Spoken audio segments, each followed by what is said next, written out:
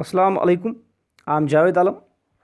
Today our topic is Election Commission composition, powers and function. This is very useful for other candidates who are preparing for IAS, KS or JKSSB examination, any other competitive examination. Now let's start today's topic. Today's topic is Election Commission. The Election Commission is a permanent and an independent body established by the Constitution of India directly to ensure free and fair election in the country.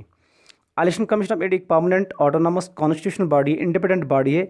इसका काम क्या है? हिंदुस्तान है पूरी India में ये conduct free and fair elections करते हैं। साफ शफाफ जो भी इलेक्शंस होते हैं, ये जो इलेक्शंस कंडक्ट करते हैं पूरे इंडिया में, ये कौन करता है? Election commission of India. Article 324 के मुताबिक, इंडियन कॉन्स्टिट्यूशन के मुताबिक, जो इलेक्शन कमीशन ऑफ इंडिया जो होता है ये सुपरवाइज करता है, कंट्रोल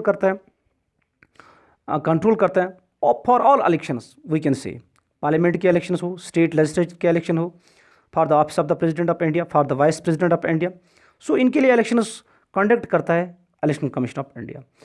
तो election commission of India just like is an all India body in the sense that it's a common to both central government as well as state government.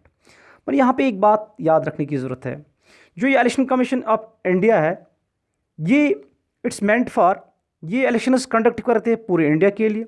But जो पंचायत्स के लिए इलेक्शंस कंडक्ट करते हैं या municipalities के लिए elections conduct करते हैं इन the states, for that very purpose constitution of India ने एक सेपरेट स्टेट इलेक्शन कमीशन बनाया। तो स्टेट इलेक्शन कमीशन की जो काम है that conducts election for panchayats as well as municipalities in the states. Article 324 के मुताबिक जो चीफ इलेक्शन कमिश्नर होता है, president of India appoints chief election commissioner and other election commissioners. All of them enjoy a term of 6 years and they can remain in the office up to 6 years or up to the age of 65 for the chief election commissioner and 62 for the election commissioners which is earlier. So जो election commissioner है इसका जो status है that's equivalent to that of a जज of the supreme court. जैसे supreme court का जज होता है सेम ऐसा ही इसका जो इलेक्शन कमिश्नर होता है या इलेक्शन कमिश्नर होता है इसका स्टेटस होता है। Chief election commissioner as well as election commissioners can be removed on the grounds of those of a जज ऑफ ए सुप्रीम कोर्ट और other election commissioners may be removed on the recommendation of the chief election commissioner.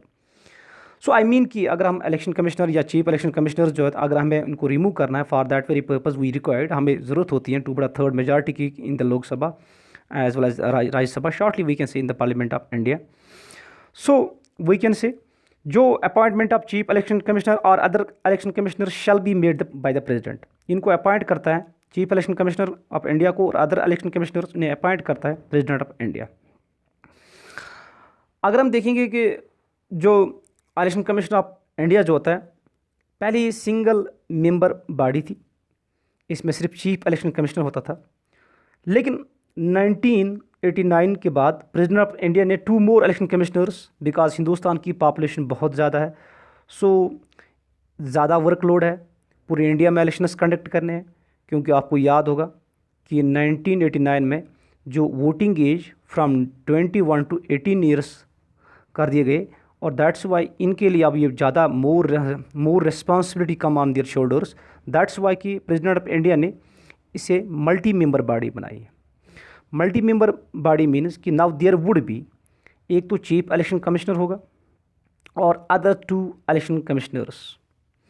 सो ये जो chief election commissioner and other election commissioners having equal power, they receive salary, इनको salary भी बराबर मिलती है, allowance भी बराबर मिलते हैं।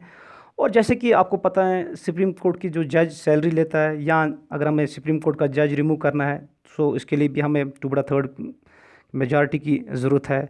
तो सेम आई मीन कि मेरे कहने का मतलब है अगर हमें चीफ इलेक्शन कमिश्नर या other election commissioners of India को रिमूव करेंगे इलेक्शन कमिश्नर ऑफ इंडिया की पावर्स और फंक्शंस की, इसकी अनलिमिटेड पावर्स है विद रिगार्डिंग इलेक्शन। पहले तो it conducts election to the parliament, both Lok Sabha and Rajya Sabha के लिए इलेक्शन कंडक्ट करते हैं। It conducts election to the state legislature, including union territories as well. It prepares electoral rules.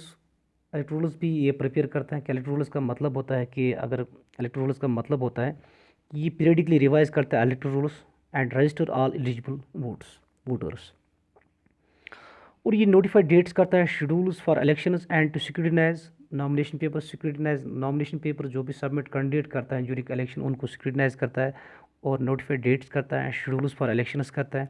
और ये important function एक और है इलेक्शन कमीशन की, ये to grant recognition to the political parties allow election symbols to them. ये grant करता है recognition of various political parties, whether they are state parties, whether they are national parties. ये इनको इलेक्शन सिंबल्स भी provide करता है। जो भी न्यूली इमर्जिंग पॉलिटिकल पार्टीज होते हैं उनको ग्रांट करता है political as a status of national party as well as state party, और फिर इनको सिंबल्स भी प्रोवाइड करता है। तो ओवरऑल वीकेंड से जो इलेक्शन कमीशन ऑफ इंडिया ये डिटरमाइन करता है code of conduct that is observed by the parties and the candidates at the time of elections.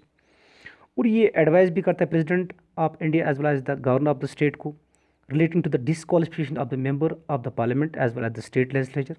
ये कैंसल्स भी कर सकते हैं पोल्स के इन द इवेंट ऑफ, अगर पोल्स को कैंसिल भी करते हैं, इलेक्शंस को कैंसिल भी करते हैं because of rigging, booth capturing and violence and other problem which are been arised in the polling booths. For that very purpose ये को रेस्पॉन्सिबिलिटी होती है, ड्यूटी होती है, फंक्शन होता है इलेक्शन कमीशन ऑफ इंडिया का, कि ये वहाँ के जो भी मतलब प्रॉब्लम अराइज हुई है पोलिंग बूथ पे, या वायलेंस हुआ है या booth capturing, so that very purpose it can cancel the polls at that very time. तो सबसे लास्ट जो इम्पोर्टेंट फंक्शन है इलेक्शन कमीशन ऑफ इंडिया की, कि सुपरवाइज करता है to supervise the machinery of the elections throughout the country to ensure free and fair elections. जो को रेस्पॉन्सिबिलिटी होती है, सबसे powerful function of the election commission होती है, इलेक्शन कमीशन ऑफ इंडिया की होती है, कि ये सुपरवाइज करता है पूरे इलेक्शंस जो भी पूरी कंट्री में होते हैं। इनकी नज़र होती है कि दैट शुड बी मेंटेन्ड और to be conducted in a free and fair means fair elections. वो फ्री एंड फेयर इलेक्शंस होने चाहिए, क्योंकि कभी कहीं पे भी ऐसा नहीं होना चाहिए, कहीं पे ऐसी प्रॉब्लम नहीं आनी चाहिए कि जिस चीज़ से इलेक्शन प्रोसेस पे या इलेक्शंस पे असर पड़े, क्योंकि इसकी रिस्पॉन्सिबिलिटी होती है to conduct free and fair elections within the country. तो ये एडवाइस भी करते हैं प्रेसिडेंट्स को, elections can be held in the state under the president's rule in order to extend the period of emergency after 1 year.